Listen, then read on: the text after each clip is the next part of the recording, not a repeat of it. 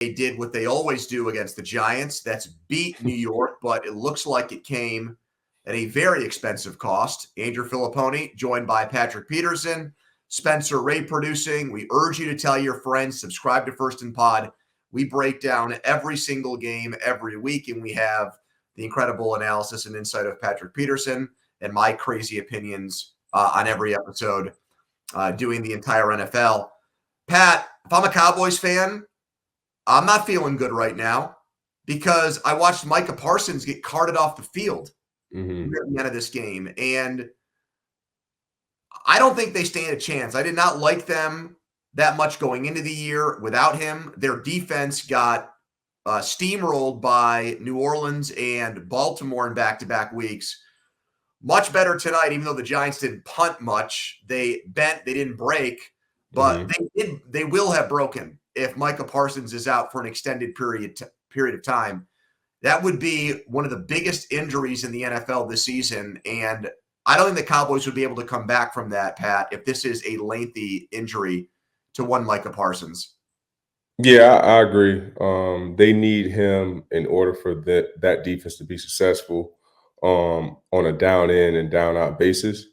I did see that he did get carted out off the field with the shoe off, so don't know what the injury really is thus far, but it's looking like it's a foot injury. So maybe a high sprain, Achilles, something like that. Yeah, something with the foot because the shoe was off when they was carting him in. So we have to wait and hear the news about that injury. But the Cowboys need Parsons in the lineup, if they want to make a run for whatever they want to make a run for, because I do believe that their season has a long shot to being successful, especially seeing how the season is unfolding thus far with the offense not really sinking thus far. Offense have a lot of holes that needs to be filled thus far. So season's not looking very promising right now, and I would if I was a Cowboy fan, I wouldn't be too happy with the win here tonight. I thought the second biggest story of the game was the officiating. Pat, the penalties ruined most of the game. Every other play, there's a flag out. I get it. On some of these, maybe there's a penalty. But, for example, the Giants' first drive, they call the face mask penalty on the wrong guy. The Giants lost 15 yards. It should have been a Cowboys penalty that set them up, and that drive would have been close to first and goal at that point. What the heck is going on here? Because, is it another case of the refs just wanting to be the center of attention? What do you think? I don't know. The refs got to get their head out of their butt, because that was an awful look to call face mask on the complete wrong guy. But I will say the flags this year have been extremely high, for whatever game that we've been watching. I feel we need Tom Brady to tweet about it again. Remember he did a couple of years ago? Oh, yeah.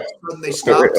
No doubt about it. It definitely came to a stop the following week. So it's definitely has been a lot of laundry on the field throughout this first 4 weeks throughout this NFL season. Hopefully it changes, but we'll have to wait and see. But to see that call today on the wrong guy was a bit bizarre, though.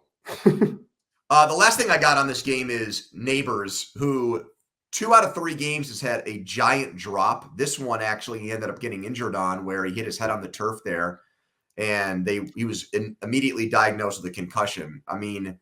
It really mires what would have been, again, for him, a gigantically productive game.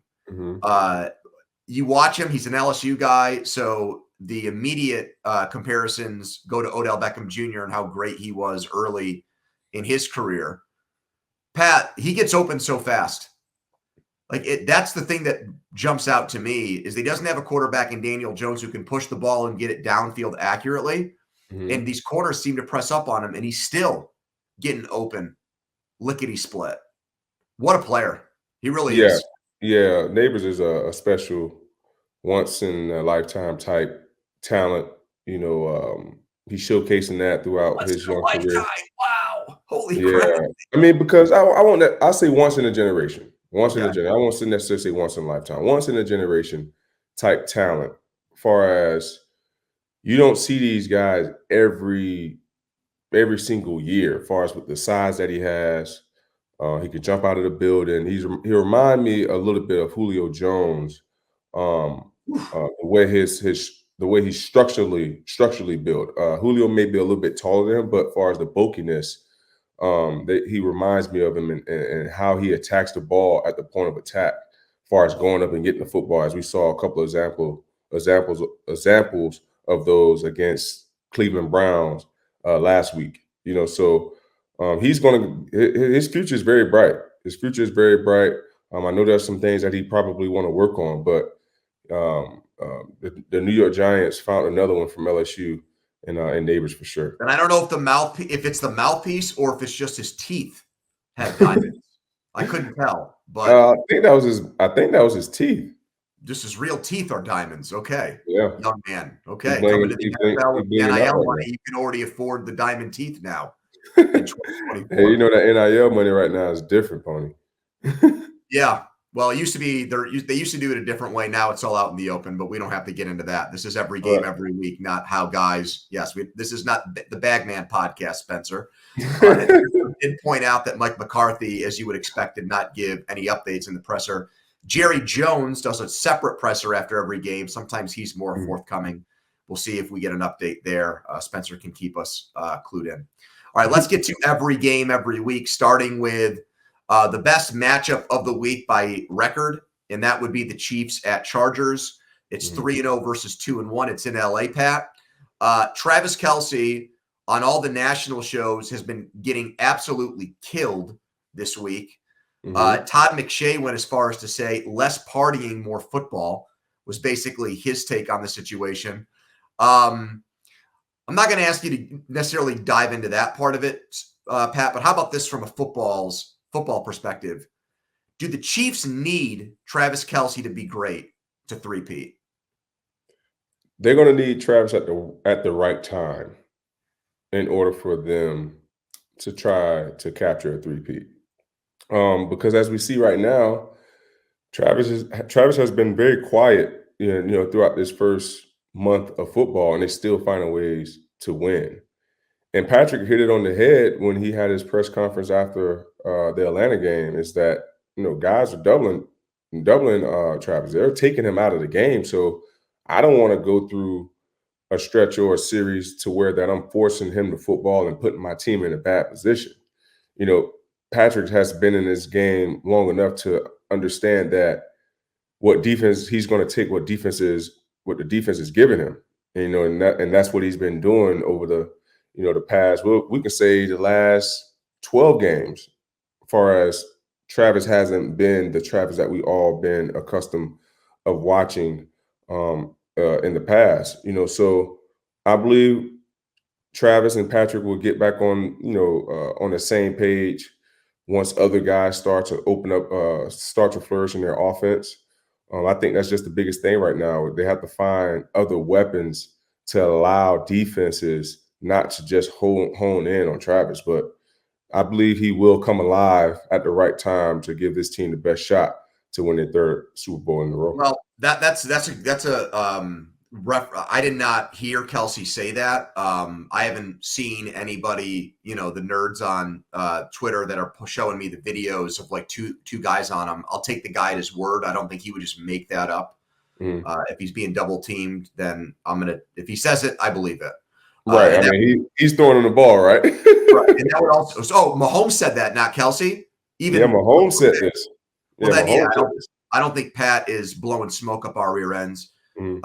He's 35 years old. If the defenses are respecting him that much, then that is a kudos to him. But you also just mentioned it. That also doesn't say a lot about the other weapons in the Kansas City offense right now. They're not getting Hollywood Brown back. Xavier Worthy had one big game, and that was week 1, and that was more poor defense than it was great playmaking by him. Right. This was the issue last year. No one else stepped up. So then it becomes incumbent on like the creativity of Andy Reid and the playmaking of Patrick Mahomes to try to get the guy more involved a year later in his career. I do think because of what you said, I do think he needs to be great for them to win. And yeah, he doesn't need to be great in October, but he needs to be great in January and February. Okay. If the Travis Kelce is the guy now that can get taken away by a double team, if that happens in the playoffs, they're not going to win 3 or 4 games in a row, in my opinion, Right. and win a third championship if he gets neutralized and taken away like this.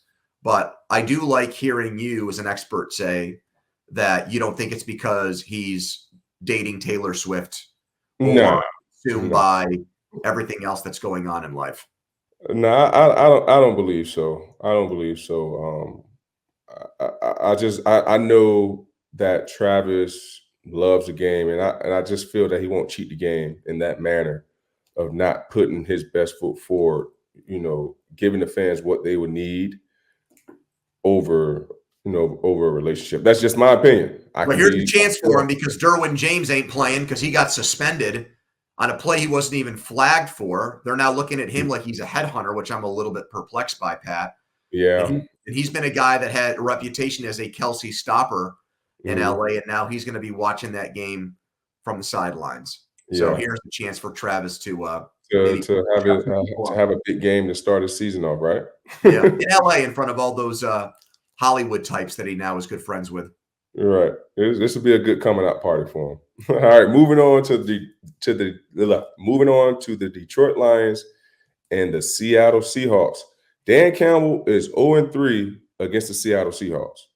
Is it time to take the Seahawks seriously?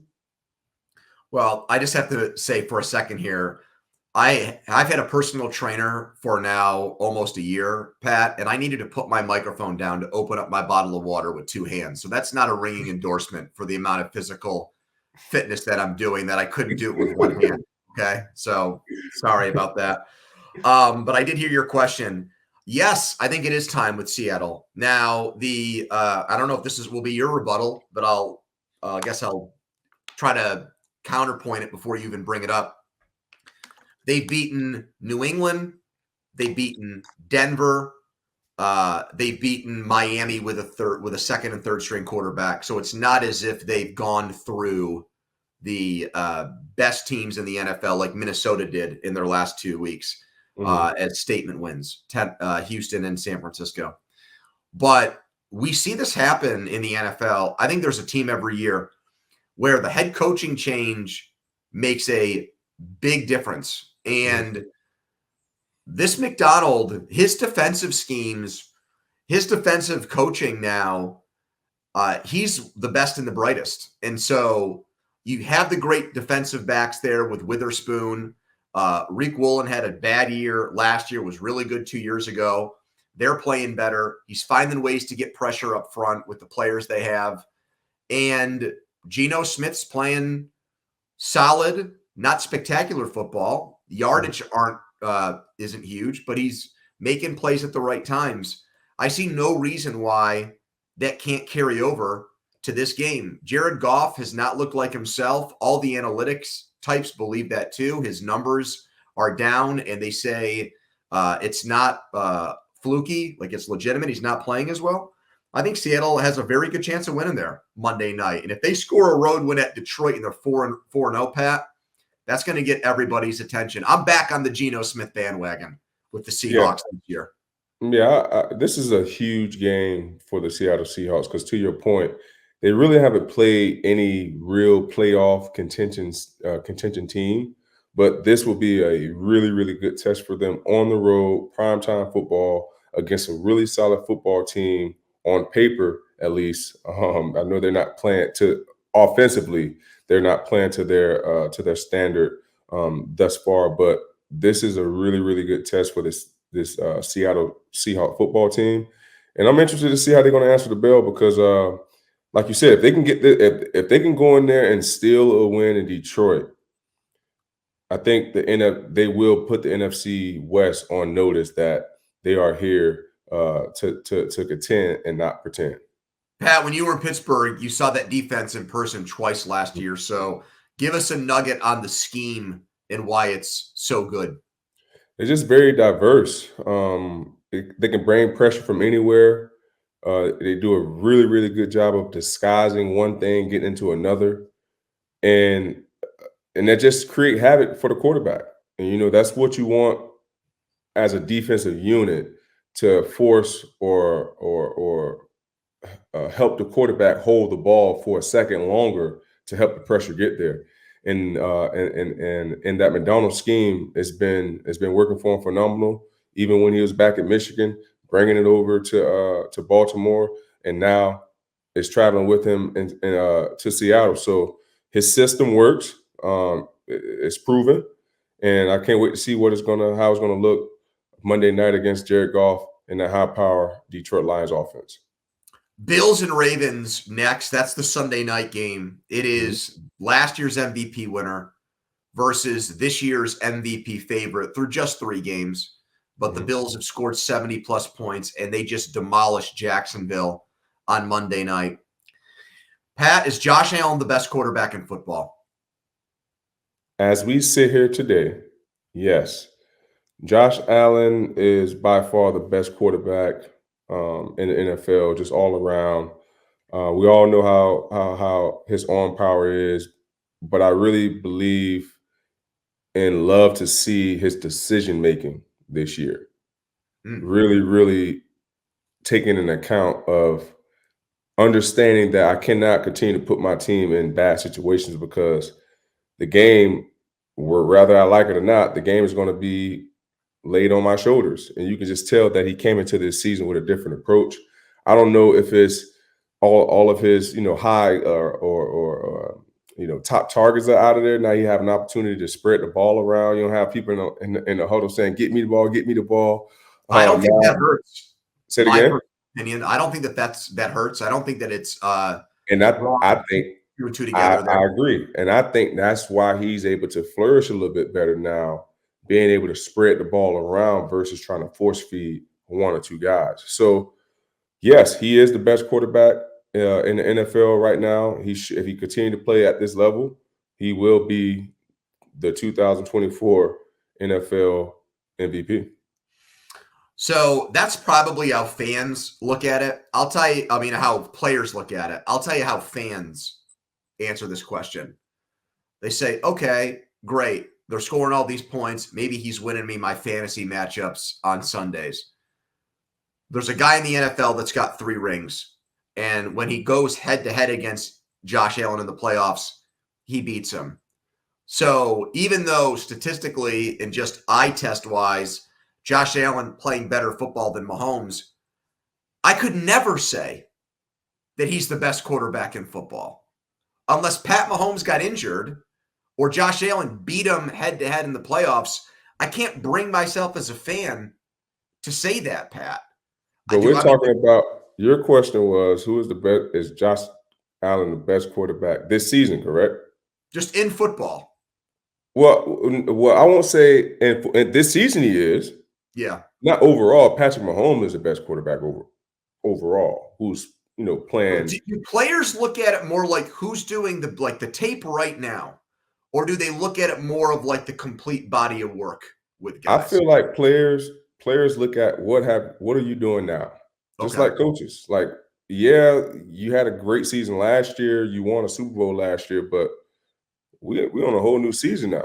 Like, we can't dwell on the past, because if you dwell on the past, this is going to be a very, very slim chance that you're going to be successful. You can't live in, all the things that you've done, yesterday.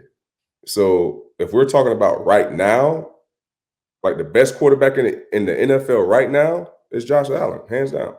To that end, do you think then if you polled 32 coaches right now and said, which quarterback would you take, Josh Allen or Patrick Mahomes? Some would say Allen. And it depends if you're saying right now or the body of work. If we're saying right now, during this season, which quarterback you're taking this season? I'm going to say Josh Allen. He's playing the best football right now out of any quarterback that's taking snaps from the center. Yeah. Now, does that mean you trust him in January more than Mahomes? Or would you say no? Okay. I'm not going that far, Pony. Yeah. Okay. Because I don't. I'll just be brutally honest. It is going to take a lot for me. He's going to have to throw for he's going to have to far and away outplay everybody this year for me to get to a point where I'm like, man, it's his time. It's their season. Yeah. And he's going to be the guy that finally slays the dragon, because we've seen Brady do it. We've seen Burrow do it. And that's it throughout Mahomes' career. All right. What's next? Philly Bucks. Philly is heading back to a scene of a playoff crime. Why is Sirianni public enemy number one? And make no mistake about it, he is at 2-1, coming off a road win against New Orleans, who had scored almost 50 points per game in their first two. And on WIP, our affiliate station, Pat, they hate this guy. They think he's a horrible coach that this team is being held back by. I mean, it's crazy. And the thing I keep hearing there, the narrative is we have fired better coaches than Nick Sirianni. We fired Andy Reid. We fired Doug Peterson. We can fire Nick Sirianni. Let's go get Bill Belichick. Let's bring somebody else in there. My theory on why this is the case, the guy was a very outwardly cocky, kind of arrogant, like, I'm here. I'm not going to be one of these more respectful coaches that always just builds up the opponent and on the sideline is very demure. No, like, he gets into it. He plays to the camera. He makes faces. He yells at the other coaches. And I think Philly loved that at first because that matches their personality. But when you stop winning, when you collapse like last year, and then these wins this year, you're needing either last-second plays, mistakes by the other team. You're doing some questionable game management things where fans are sitting on their couch who play Madden and they're saying, I would have done it differently. This is really the assignment when you play in Philadelphia. They are the hardest fan base in professional sports to please. I think they're even more ruthless than Cowboys fans. Because I think Cowboys fans at this point don't even expect to win. They kid themselves or trick themselves doing it every year. And then they know that they're going to get let down. These Eagles fans are monsters. And they're trying to run this guy out of town. And it's crazy because I don't think he's that bad of a coach, Pat. I honestly don't. I think he made bad coordinator decisions last year. But I think overall, he's done a pretty good job. And I expect it to continue this week. I think they go back to Tampa where they lost in last year's playoffs and they get a win against Baker Mayfield and the Bucs. Yeah, I think they get a win as well. But also, it's hard to survive in Philly. Like you said, they definitely have the hardest fan base to please in sports. If that's basketball, hockey, football, but it doesn't matter what sport it is. If you're a fan of Philly sport, you are probably the number one most ruthless fan in sports. So it's hard to please those fans there. I do think Nick Sirianni is a solid coach. The teams that he's been able to, orchestrate and put together, except for last year. I know they had a little meltdown last year, but for the most part, they have always been a competitive team year in and year out. I know Philly wants championship year in and year out, but sometimes it just don't work like that. And also, the grass is not always greener on the other side. But I feel like the other thing is, I feel like the players hear it. I don't know. Like, I feel like the players get affected by it, where they almost feed into it. And then there's like infighting and like they kind of turn into characters in like this soap opera that goes on there. I mean, it's almost like they can't completely ignore it. So when they hear the fans arguing and getting on coaches and players, it's like they get affected by it too, Pat. What's that? The outside noise. I said the outside noise starts to creep in. Yeah.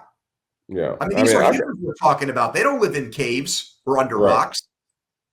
Yeah, I can see that happening. I can see that happening, but I never really played in around a fan base like the Philadelphia Eagles, so can't really speak on that experience. But I will say this: going to playing there multiple times, their fans will definitely let you hear about how they're feeling.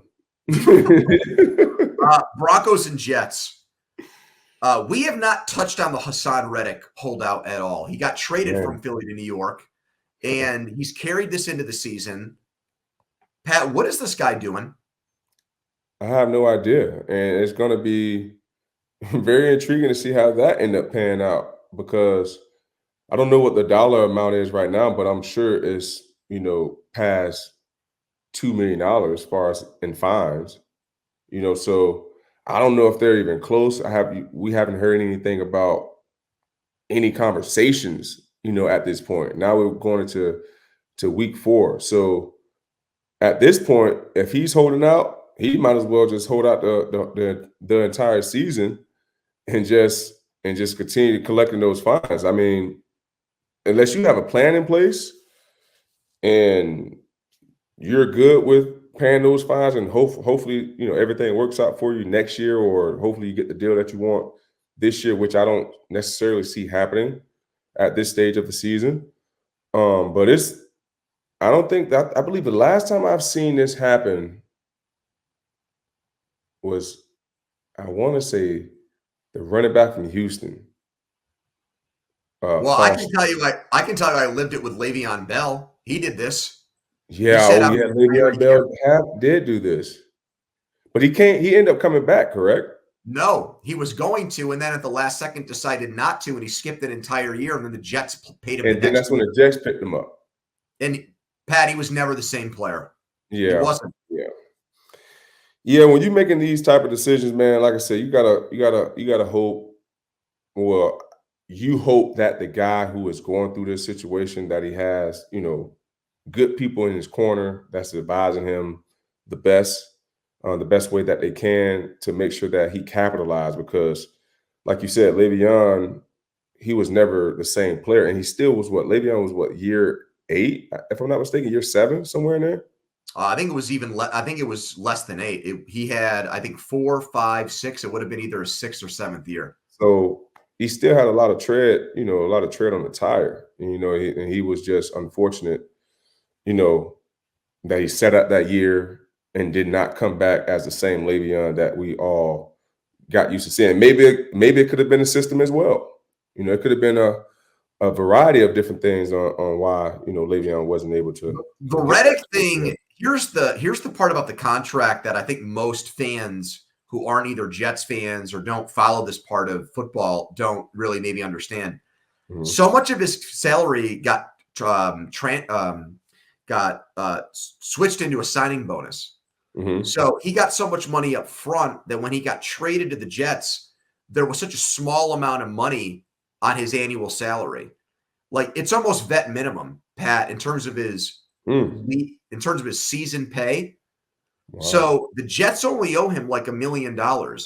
So he's probably Mm, like, I already got this money in a signing bonus. I'm not going to put my body on the line for just $1 million this right, year. right. Yeah, it And don't make sense.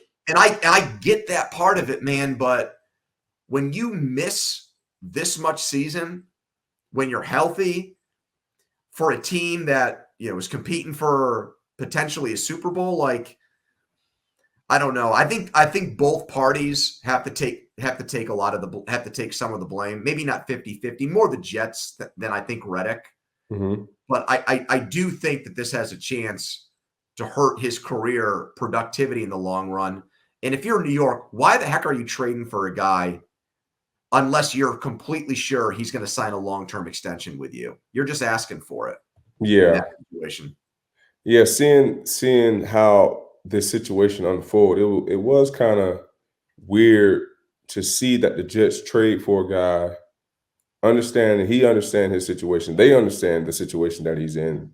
Arguably one of the a top 5, pass rusher in this league.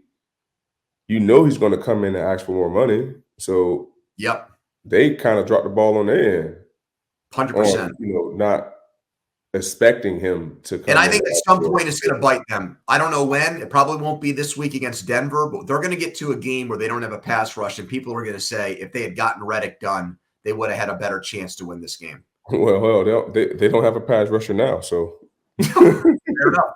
True. fair enough. All right, we got the Patriots and the 49ers. This can possibly be a bounce back game for the 49ers. But the 49ers are dealing with a lot of injuries. Yep. Do you think, with all of the stars out for the 49ers, do you think this enhances Brock Purdy's opportunity to be great, or you think this exposes Brock Purdy flaws? So the record is 1-2, and if you're not watching the games like we do for this podcast, or at least I attempt to do, you would say, "Oh, Brock Purdy doesn't have these guys. This is why he was Mr. Irrelevant. He's a product of the system." I Mhm. got to be honest with you. From what I've seen, Pat, my respect for him has actually gone up here. I think he's played well. Now, the Minnesota game was a tough one, but I didn't think it was his fault that they lost the Rams game. I put that game on their defense. Yeah. Uh, I actually think, given everybody that's out, it's interesting. When they have all their stars there and they win, he's looked at as a guy that is just along for the ride. Mhm. Now I think he actually has a chance to prove to people that he really is a legit top flight quarterback. And from what I've seen, I'll say it again, the record's 1-2, but I don't think he's the problem there whatsoever. I think he's played like a top 10 quarterback through the first 3 games this year. Yeah, I think the defense, in my opinion, have been the one that needs to pick up the slack. I thought the defense definitely let that game go against the Ram, giving up a 10-point lead late in that ball game. Minnesota just completely just shredded the defense up and down the football field. We know it's still young in the season. They just got a new defensive coordinator, so there's some figuring out that they're going through right now as a defensive unit. But for the most part, I think their defense is leaking, and they're going to have to look themselves in the mirror to get back to the style of play that we're accustomed got used to seeing by beating up the quarterback. So are you a Purdy believer? Say it again. Are you a Purdy believer? Not just yet.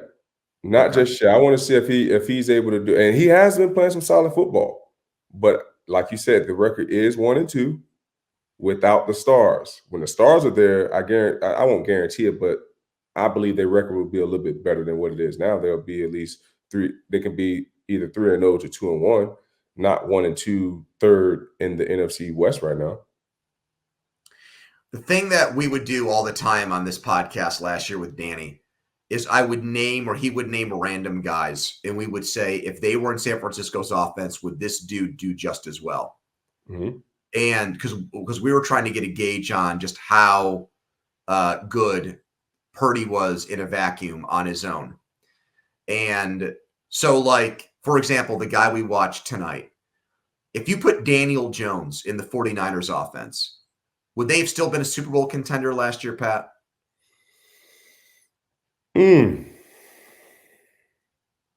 Is it that quarterback friendly? It is quarterback friendly. Oh You're man, that's thinking a good about it, question. man. I was not expecting that. But see, but look, man, even without answering that question right away, it Mhm. still speaks to the skepticism in Purdy, Yeah, right? I it mean, does. because, and Danny did this all the time last year, he would say, all right, go put Brock Purdy in Buffalo. Are they as good with him operating that offense with? No, they're not. Mhm. Clearly not. Right. So that's the issue Purdy runs into, is that as long as Kyle Shanahan is the coach there and they have stars, he's not going to get credit, because people like me are going to think that there's like 20 quarterbacks in the league that could go there and put up big numbers. All right, NFC North matchup. This is a really good one between the Packers and Vikings. 2-1 versus 3-0. And it's a game that's been made much better by the trash talk here between Jair Alexander and Justin Jefferson. Jair Alexander in week 17 2 years ago was doing the gritty dance after he held Jefferson to just one catch. And Jefferson came out this week and basically said, we'll see who's going to be doing the gritty after this one. You played corner. It is a mental game, Pat. But if you're Jair Alexander, why are you poking the bear with the best wide receiver in football? Why do that? Why give him more material? I had the opportunity to be a part of those matchups, for 2 years.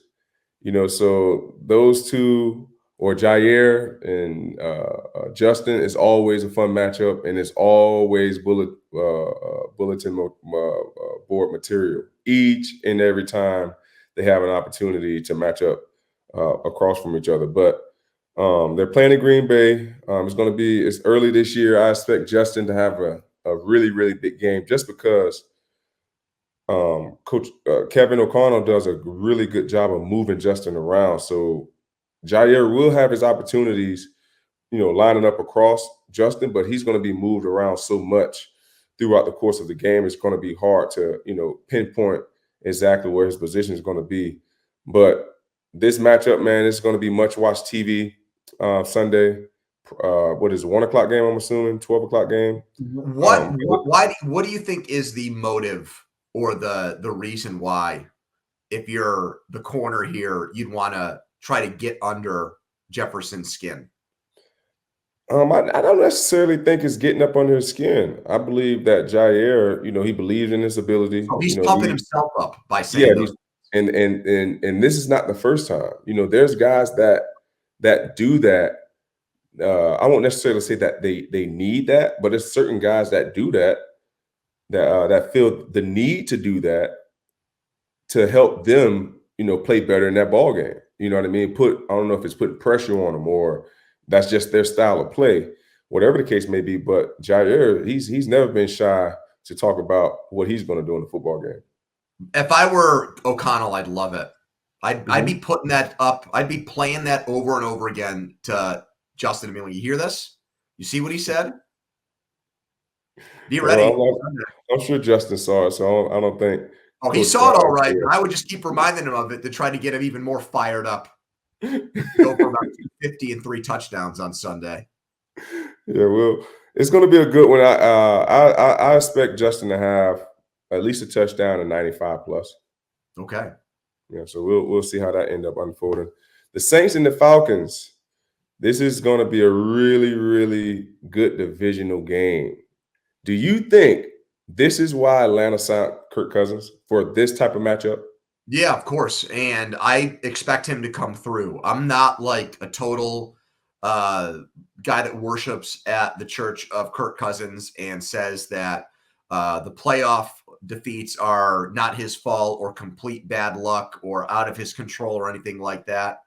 But I do feel like the guy probably at this point maybe takes too much hell or takes too much of a beating than he deserves.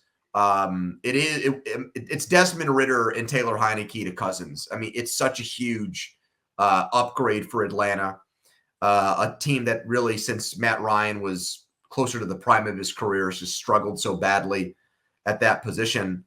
So, you know what it is, Pat, more than anything else with him, that as I try to suss this out, I just kind of like him now. I don't know if it was watching that quarterback documentary series and I'm seeing that his wife's shopping at Kohl's for him and everybody's got the Toomey suitcases and this guy like got his at Costco. Like there's just I never expected that I would be that the humanization of Kirk Cousins would make him more likable in my mind, but that show it worked. I guess that was probably part of the point of it, was to make you fall in love with the guy to some degree. And so I root for Kirk Cousins. I want him to play well in this game. And I do believe that he will, in the end, be the difference in that NFC South. He'll end up being the best quarterback in that division this year. Better than Andy Dalton in Carolina, obviously. Better than Derek Carr in New Orleans. And I think even better than Baker Mayfield in Tampa. So I guess that means put me on the Kirk Cousins bandwagon coming off the Achilles injury, Pat. I like him. I like him when he puts that chain on and he starts dancing and saying you like that after wins. I'm a fan. Yeah, I've been a fan of Kirk, for a while. Been his teammate, for 2 seasons there in Minnesota.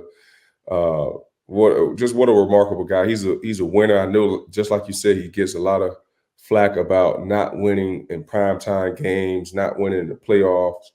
But a lot of that stuff, I know he's a quarterback. A lot of the wins and losses fall on his shoulder. But at the same time, as a team, we had to play better. We need to play better in order for us to, get those wins, especially in the playoffs.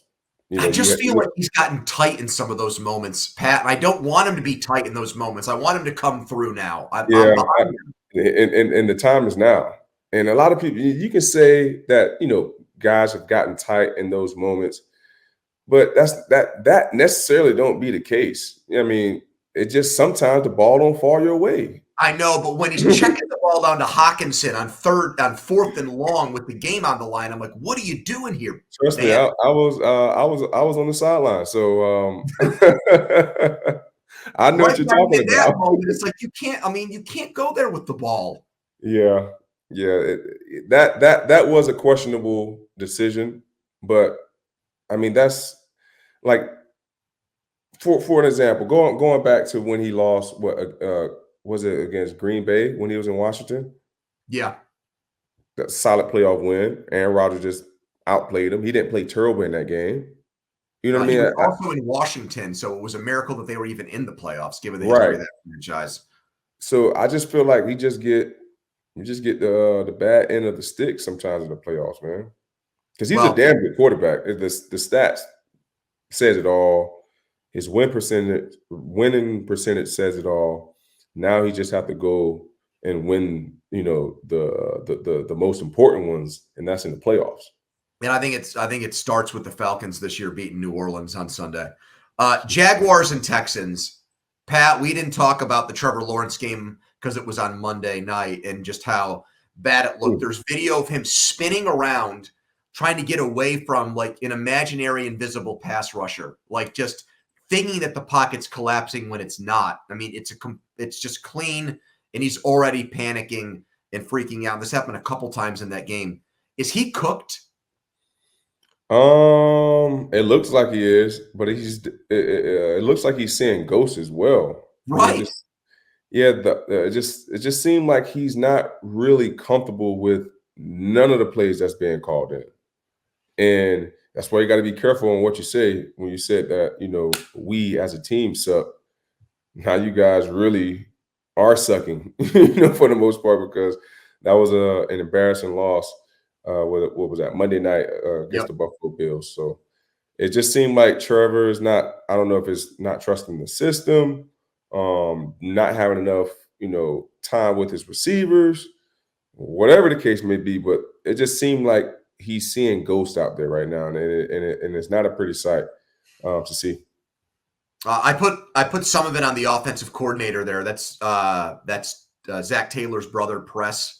There's a lot of conversation out of Jacksonville that there's just among the players not a lot of confidence in what he's doing, and I'm perplexed by that because Doug Peterson is an offensive head coach and has called plays before.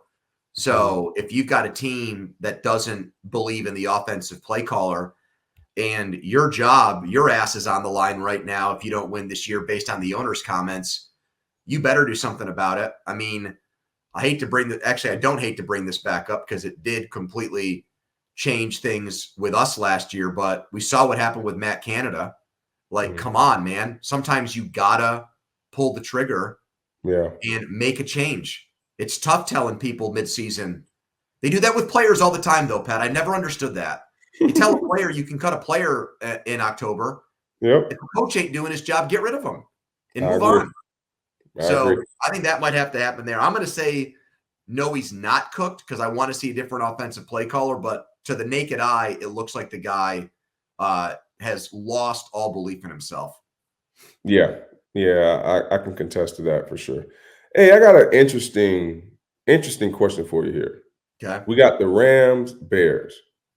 Let's flip this thing around for a second. What if Sean McVay had Caleb Williams as his quarterback? We just talked about putting a quarterback in a different system, and do you think they'll be able to flourish in that system? So do you think if Sean McVay had an opportunity to coach Caleb Williams, you think he'll be more successful than he is right now in his early career? Yes, 100%. Absolutely. Yeah. And I think you'd have to coach some bad habits out of him for sure. But I think the way that McVay would design the offense would almost force him to do that.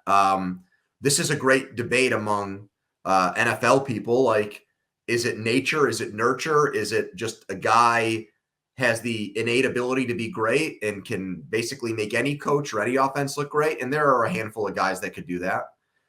Or is it where they land and how they're developed and who they play for? I think if Caleb Williams were in LA, I would feel so much better about his long-term success rate and future in the NFL. The history has proven it out. Chicago is where quarterbacks go to die. And they did not, I think, handle their coaching situation correctly this offseason. And I'm not sure Caleb Williams is talented enough to overcome that on his own, Pat. So if he were in LA right now, I think he would be in good hands with the coach and would probably go on to have a pretty good NFL career. Yeah, I agree. I truly believe when a rookie quarterback comes into the league, I really believe that they have to have a solid foundation as a coach, someone that can really understand their style of play, and also someone that's going to be not only patient with them, but that's going to have the opportunity and the ability to grow confidence within you. Because with the Chicago Bears situation, coaches, he's on thin ice. You know what I mean? I thought, honestly, I thought they was gonna get someone in there next year, knowing that they was gonna get a quarterback. I don't know if it was a real toss up between Jaden and Caleb, but they knew they was going to get a quarterback. So why would you keep a defensive head coach that's on borrowing time when you had the opportunity to go out and get a coordinator to really help this marriage, this quarterback head coach marriage, really be successful throughout the years? Because now you fired a coach this year. Now Caleb's starting all over again with a whole new scheme, whole new coaching staff. So it's going to be like he's a rookie all over again. So you never want to have like a coaching situation or a a good coaching situation when you're taking a quarterback, as high as Chicago did. The other thing that makes it look much worse is, what if Jaden Daniels continues to thrive? I mean, he won't. The game he played against Cincinnati was unbelievable.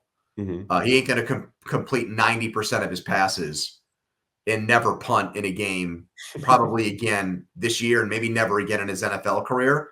But that just makes, in a place like Chicago where they're so thirsty for quarterback play and there's such intense scrutiny and a lot of eyes are on Caleb Williams nationally because of his personality, because there's going to be questions that they make the wrong pick. Yeah. And Williams is going to hear that.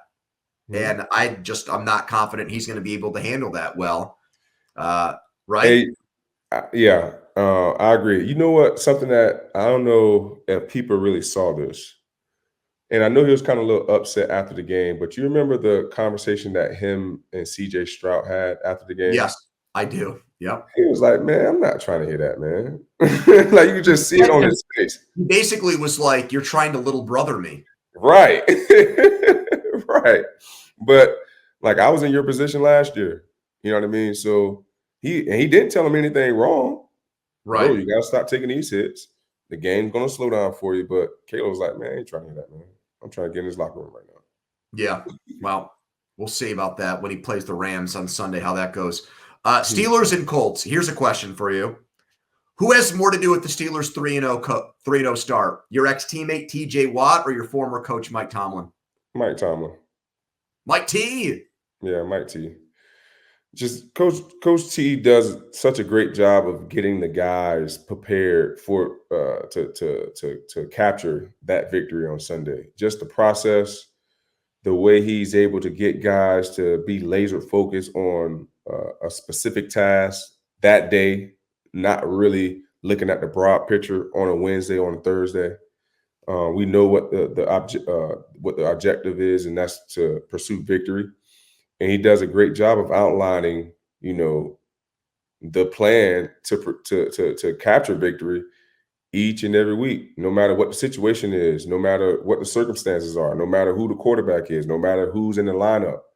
He's going to get his team prepared the best way he can and go out there and compete their tails off. And we've seen that over the years, since Big Ben hasn't been able to play a full season. No matter who was in the lineup, he find ways to capture winning seasons.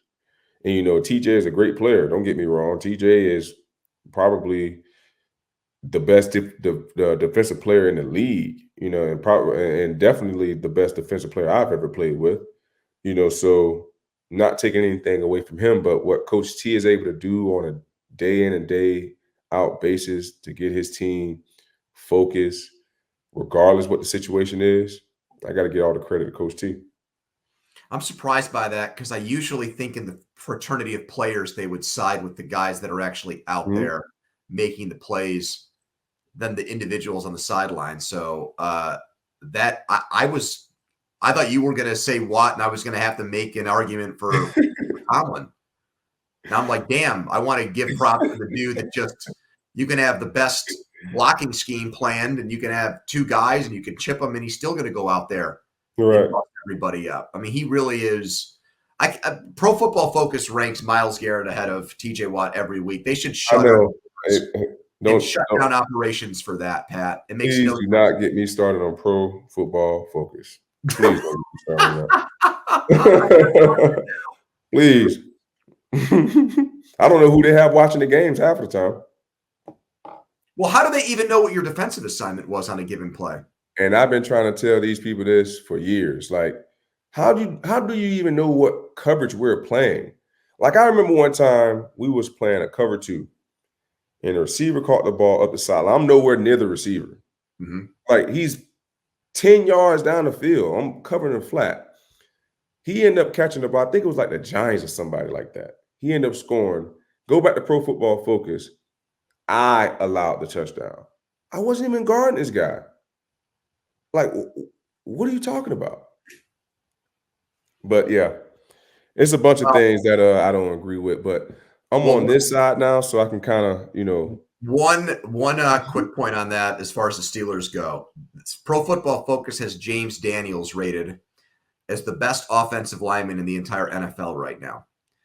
And so I mentioned that to somebody over there, and they said, I can tell you that we don't even rate him as the best offensive lineman on our team at the moment. So let's just get that out there. Yeah. So, hey, but fans, they think that's the Bible, man. They really do. They really believe. I'm convinced Myles Garrett won the Defensive Player of the Year award last year because of PFF grades.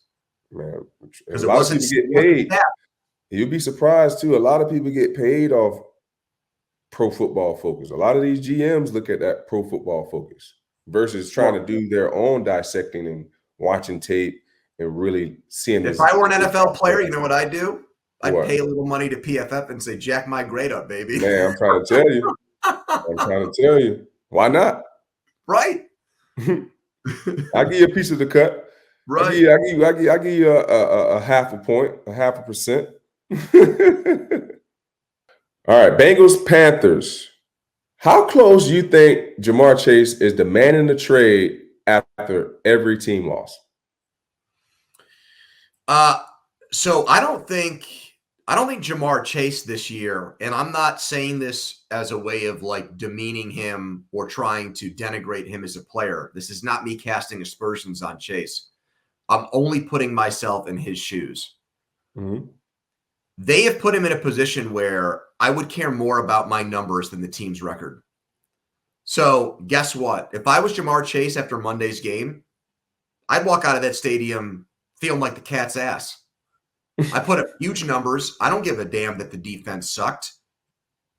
You guys made your decision on me before the season started.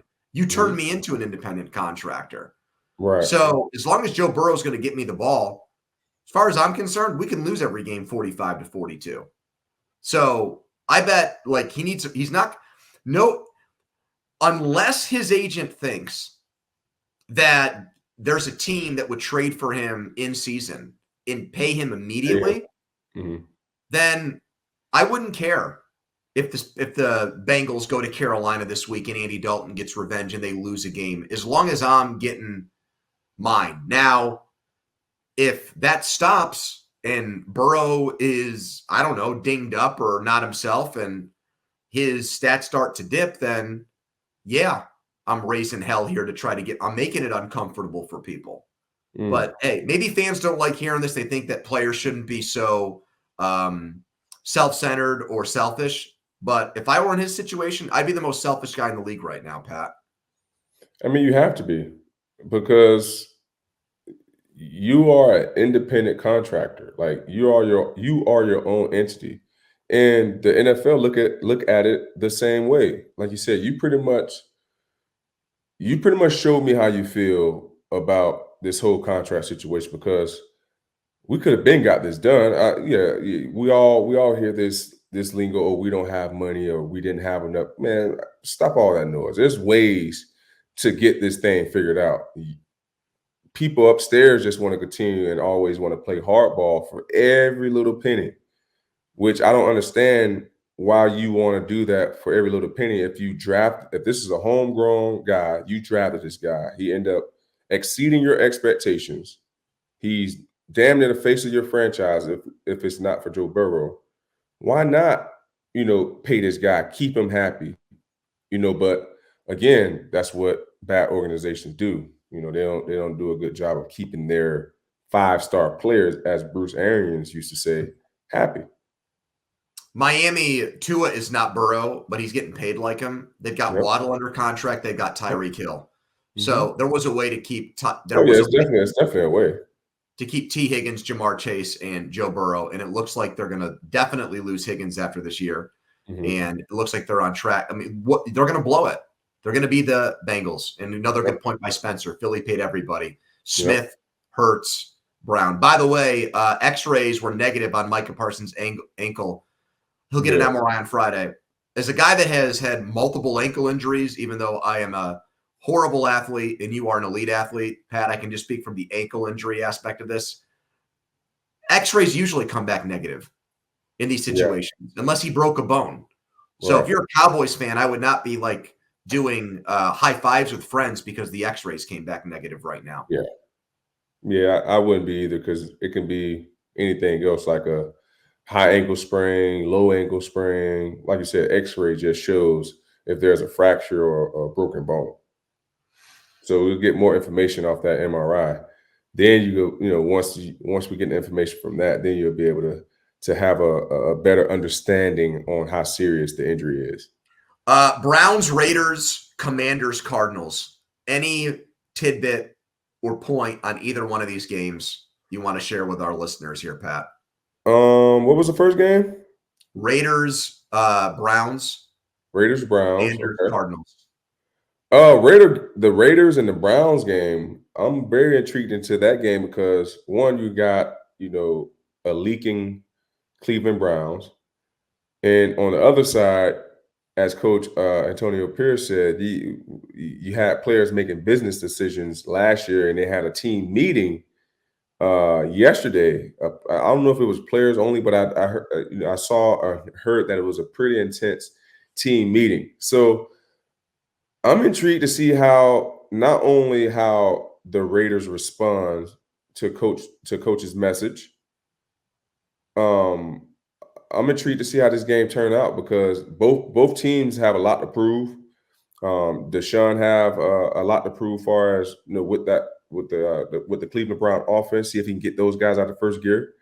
And with the Raiders, they got to see if this team is done making those business decisions that's not going to help the team win ball games. Devontae Adams keeps saying he doesn't want out. I think his business decision might be find a way to get me to Aaron Rodgers again, because he looks like he's miserable every time they have a game like the last one.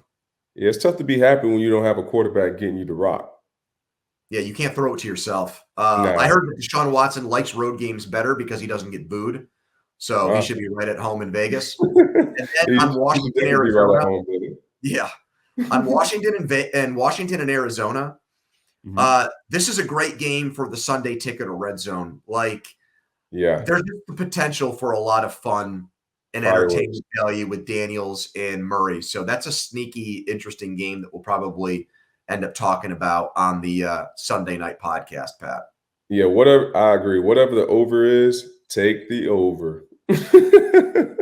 Yes, you don't have to tell me twice. I do a lot of football betting and not particularly good all the time. So we'll take your advice here, Pat, whenever you feel like giving it out. All right, listen to subscribe to First and Pod on the Odyssey app, wherever you get your podcast. We're also up on YouTube. Video of the show is there. Spencer does a great job with all of that. If you want keen insight from a former NFL great and just a guy that loves football like me, we do it every week, and we try to break down. And we don't try. We do. We break down every team every week. For Pat Peterson and Spencer Ray, I'm Andrew Fillipponi. Thanks for listening to First and Pod.